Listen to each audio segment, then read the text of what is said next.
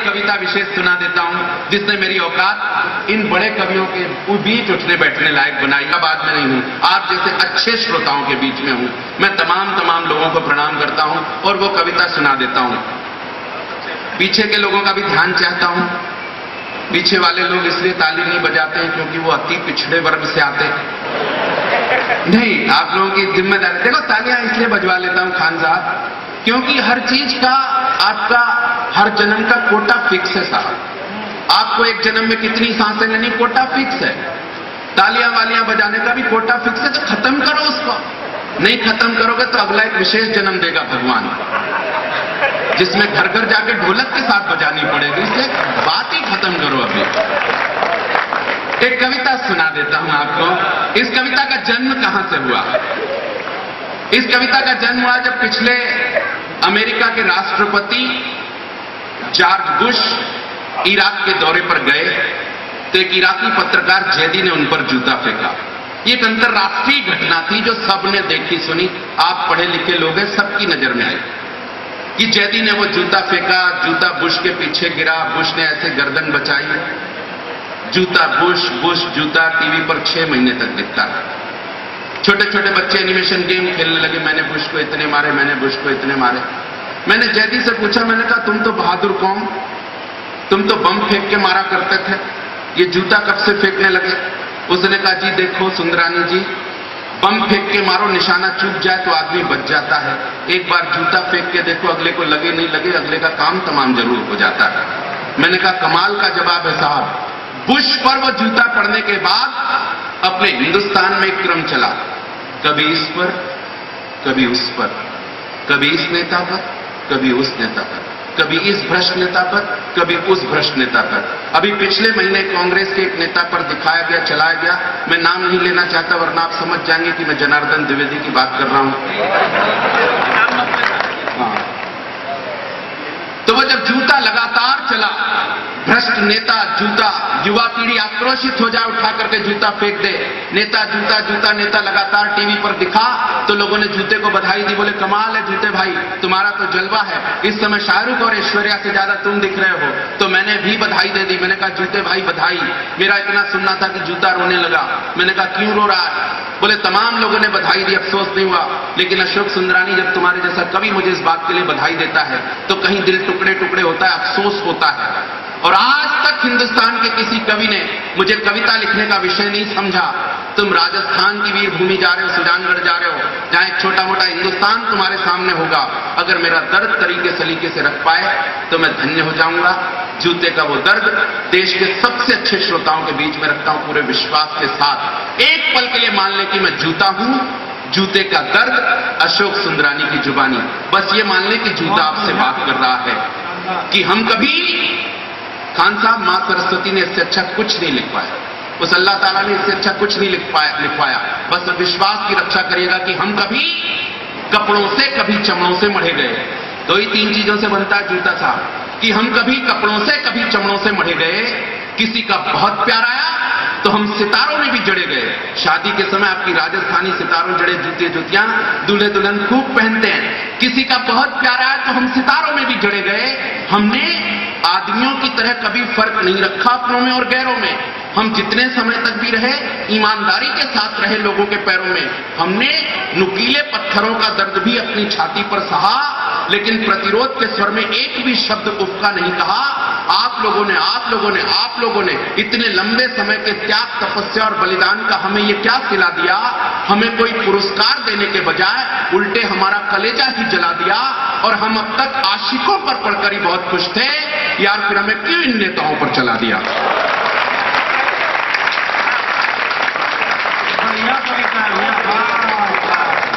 क्या प्रारंभ दिया है आप लोगों ने साहब, क्या शुरुआत दी है। मुझे लगता है आगे चल करके तो तालियों का परमाणु विस्फोट डाल देंगे मेरी झोली में आप लोग, कि हम अब तक आशिकों पर पढ़कर ही बहुत खुश थे यार, फिर हमें क्यों इन नेताओं पर चला दिया? क्या समझते हैं आप कि इससे घटा इनका सम्मान है? नहीं भाई साहब, दरअसल ये सरासर हमारा अपमान है।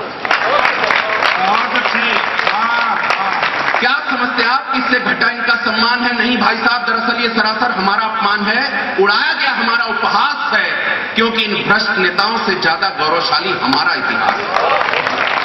और अब इतिहास संभाले एक नाजुक एहसास सौंपना चाहता हूं जूते के माध्यम से, वो आपके पास तक खत से लगे तो यहां तक आवाज पहुंचे कि उड़ाया गया हमारा उपहास है, क्योंकि इन भ्रष्ट नेताओं से ज्यादा गौरवशाली हमारा इतिहास है। हम स्कूल जाते हुए बच्चे की प्रथम चाह बने, हम स्कूल जाते हुए बच्चे की प्रथम चाह बने, हमने पहुंचाया लोगों के पैरों को हमेशा आराम, हम नहीं कभी भी किसी के लिए आह बने, हमने खोजी खेतों के बीच में से भी पगडंडियां, लड़खड़ाते कदमों की हमेशा राह बने, और हम ही थे जो जीजा और साली के मधुर रिश्तों के प्रारंभ के प्रथम गवाह बने। हम ही थे, हम ही थे, हम ही थे। और अब फैलाता हूं आपके सामने ये झोली, मांगना चाहता हूं वो विश्वास, आपकी तालियां बजाने की क्षमता, ऊर्जा, अवधि, तीनों चीज एक साथ देखना चाहता हूं तालियों का महोत्सव। 11 साल की काव्य साधना में इससे अच्छी पंक्ति मां सरस्वती ने नहीं लिखवाई, बस उस विश्वास की रक्षा करना और पीछे तक दिखे सारे हाथ लहराते हुए कि हम ही थे जो जीजा और साली के मधुर रिश्तों के प्रारंभ के प्रथम गवाह बने।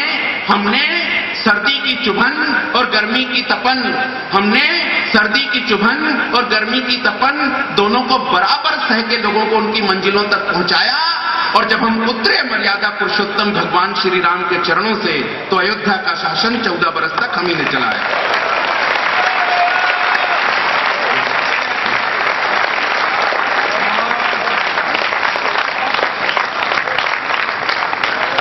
जब हम उतरे मर्यादा पुरुषोत्तम भगवान श्री राम के चरणों से खड़ाऊ की शक्ल लेकर, तो अयोध्या का शासन 14 बरस तक हम ही ने चलाया। और अब स्वीकार करें जूते का दर्द, बहुत अच्छा सुन रहे हैं, सर्वश्रेष्ठ सुन रहे हैं कि आजादी के बाद एक लंबे संघर्ष के बाद, महात्मा गांधी जी के प्रयास से कहें या अंबेडकर जी के प्रयास से, एक लंबे संघर्ष के बाद मिला दलितों को, पीड़ितों को, शोषितों को, हरिजनों को, एक लंबे संघर्ष के बाद मिला आप लोगों का प्यार, मंदिरों में प्रवेश कर भगवान के दर्शनों का अधिकार। तो भाई साहब, हमने तो सदियों से बिना किसी स्वार्थ के अनवरत लोगों को मंदिरों की सीढ़ियों तक पहुंचाया। फिर हमारा क्या गुनाह था जो मंदिरों में प्रवेश कर भगवान के दर्शनों का अधिकार हमें आज तक नहीं मिल पाया? बहुत अच्छे। और अब देखना चाहता हूं आपकी हिम्मत कि आप अपने ऊपर भी तालियां बजाने की हिम्मत जुटा पाते कि नहीं, कि फिर हमारा क्या गुनाह था जो मंदिरों में प्रवेश कर भगवान के दर्शनों का अधिकार हमें आज तक नहीं मिल पाया। तो आप सब तर्क देंगे कि हमारे ऊपर थोड़ी सी धूल, थोड़ी सी मिट्टी और थोड़ी सी गंदगी है, इस कारण मना है मंदिरों में प्रवेश और वर्जित खुदा की बंदगी है। तो जो सवाल मेरे सीने में दफन था जाने कब से, क्योंकि आज इस राजस्थान की वीर भूमि में प्रसंग आ गया है, तो बड़ी मासूमियत से पूछता हूं आप सबसे कि थोड़ी सी धूल, मिट्टी और गंदगी के कारण हम बाहर की सीढ़ियों पर पड़े रह जाते हैं, और आप सब लोग अपने मन में ढेर सारी ईर्ष्या, छल, कपट की गंदगी लेकर बड़े आराम से मंदिरों में चले जाते हैं। बहुत ही बढ़िया है। और अगली 4 पंक्तियों में व्यंग, वेदना, करुणा, ठहाका, चारों चीज एक साथ आ जाए तो इन बड़े कवियों की उपस्थिति में छोटी सी कलम को भी प्यार मिले। जितना अच्छा आप लोग सुन रहे हैं, हो सकता है चौथी पंक्ति मेरी जुबान पर रह जाए, तीसरी पंक्ति के साथ ही तालियों में ठाकों का महोत्सव दिख जाए कि हाँ, आप सब लोग अपने मन में ढेर सारी ईर्ष्या, छल, कपट की गंदगी लेकर बड़े आराम से मंदिरों में चले जाते हैं। इस बात का नहीं हमें कोई गिला, सौगंध खाता हूं आप सबकी कि इस बात का नहीं हमें कोई गिला कि हमें इस जमाने से क्या मिला क्या नहीं मिला। हम सीढ़ियों के बाहर धूल, मिट्टी, गंदगी में जहां पर भी पड़े हैं, कुछ आदमियों के कारण, कुछ आदमियों की नजरों में हम उस स्थिति में भी देवताओं से बड़े हैं। ये बात जूता छाती ठोक कर कहता है, क्योंकि मंदिरों में प्रवेश कर भगवान के दर्शन करते समय अधिकांश लोगों का ध्यान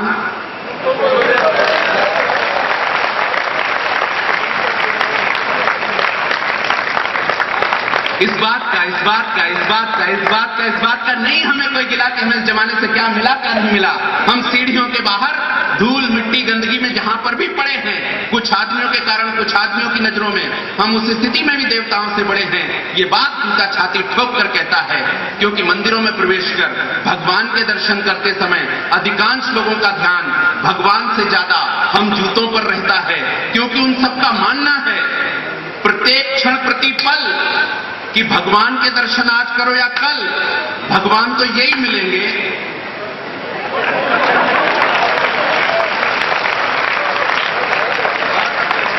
आप लोगों ने लिखी है क्या कविता? देखो सर जी, समझदार दर्शनार्थी वही होते हैं, कमल जी भुतड़िया बैठे हैं, तमाम लोग बैठे हैं उधर, निर्मल जी। समझदार दर्शनार्थी वही होते हैं जो नए जूते चप्पल पहन के मंदिरों में जाते हैं तो अपने जूते चप्पल उतार कर ऐसी जगह रखते हैं जहां से भगवान भी दिखे। आप सब अनुभवी लोग हैं, लेकिन मां सरस्वती जब आशीर्वाद देती हैं, कहीं सालासर के बजरंग बली जब आशीर्वाद देते तो कहते कविता वहां जाकर के खत्म करना जहां इतने बड़े लोग नीचे बैठ करके तुम्हें प्यार और श्रद्धा के साथ सुनते हैं। कविता का क्लाइमेक्स, कविता का उपसंहार पूरे विश्वास के साथ आपके हवाले करना चाहता हूं।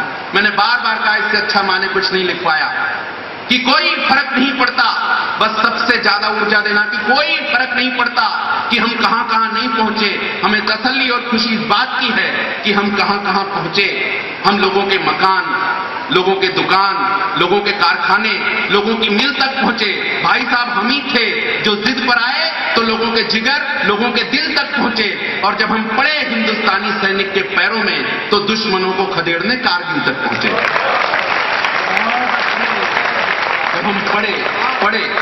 जब हम पड़े हिंदुस्तानी सैनिक के पैरों में तो दुश्मनों को खदेड़ने कारगिल तक पहुंचे। और इससे ज्यादा ऊर्जा समेटिएगा कि भरोसा था हमें, विश्वास था हमें, जब तक हम हिंदुस्तानी सैनिक के पैरों में हैं, दुश्मन सैनिक हमारे भारतीय सैनिक का कुछ भी नहीं बिगाड़ पाएगा।